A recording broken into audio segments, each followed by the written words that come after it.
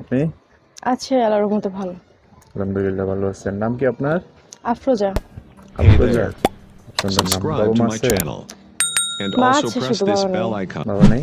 না, কি হয়েছে বাবার? মা আছে, আমি আছি, আমি ছোট বোন আছে। ওই তো আপনারা সবাই আর কি। হ্যাঁ আর কি। তো গ্রামে কি ঘরবাড়ি আছে? হ্যাঁ জমি আছে, বাবার নামের ছিল। আচ্ছা আচ্ছা। লেখাপড়া কতটুকু? লেখা পড়ছি 7 পর্যন্ত।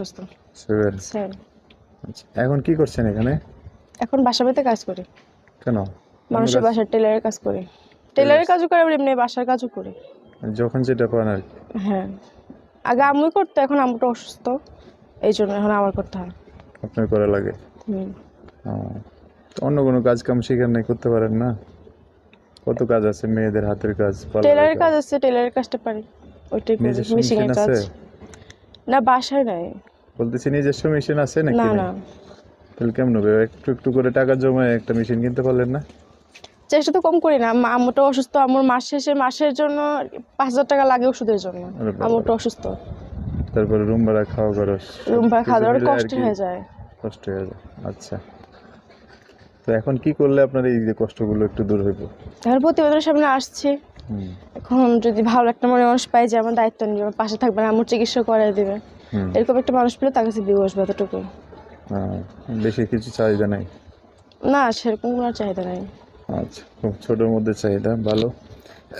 এমনি এই যে আপনার আশেপাশে কেউ বিয়ে শাদী করতে চায় না এমনভাবে যে বা একটু পাশে দাঁড়ায় বিয়ে শাদী করি, সুন্দর একটা মেয়ে আছে না, হয় না এরকম ভাবে?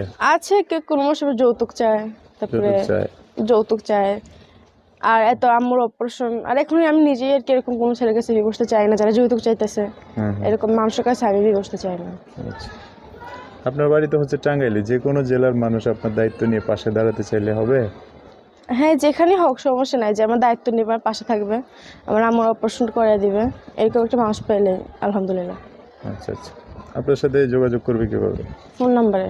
Phone number. কেউ যদি ঠিকানা চায় আপনার যেখানে থাকেন বা আপনার বাড়ির ঠিকানা দেখা করার জন্য, দিবেন না পরে? অবশ্যই আসবে, সে যদি আমার দায়িত্ব নেওয়ার পাশে থাকে। আচ্ছা আচ্ছা, ঠিক আছে। যোগাযোগ বিস্তারিত সব জেনে শুনে একটা মানুষ ওনার জীবনে আসতে পারেন বা একটু পাশে দাঁড়াতে পারেন। ঠিক আছে, আপনারা আমরা তো কথা বলছি, আপনারা কিছু বলার আছে কিনা? ভাই, কেউ আমাকে খারাপ বলতে শুনে ফোন দিবেন না বা ফাও কথা বলতে চাইবেন না। আমি এমনি বাসা বাড়িতে কাজ করি সারাদিন, আমার হাতে বেশি কাজ থাকে, প্রচুর কাজ থাকে, আর ব্যস্ত থাকি বলতে গেলে। আমাকে ফোন দিয়ে যা আলতে পালতে সময় কাটাইবেন, এরকম করে দয়া করে করবেন না। মানে একটা মানুষ পাশে দাঁড়ালে তখন নির্দিষ্ট একটা টাইমে আপনি কথা বলতে পারবেন আর কি, এরকমই তো? হ্যাঁ, যাতে যে আমার পাশে থাকবে, আমাকে বিয়ে করবে, আমার অপারেশন করে দিতে পারবে, এরকম একটা মানুষ যদি ফোন দেয় তার সাথে আমি কথা বলবো। এটা আছে না, অনেক মানুষই ফোন দিয়ে ফাজলামো করে, বালতু ফালতু কথা বলে, এরকম মাইন্ড নিয়ে কেউ ফোন দিবেন না। আচ্ছা, ঠিক আছে, ওকে।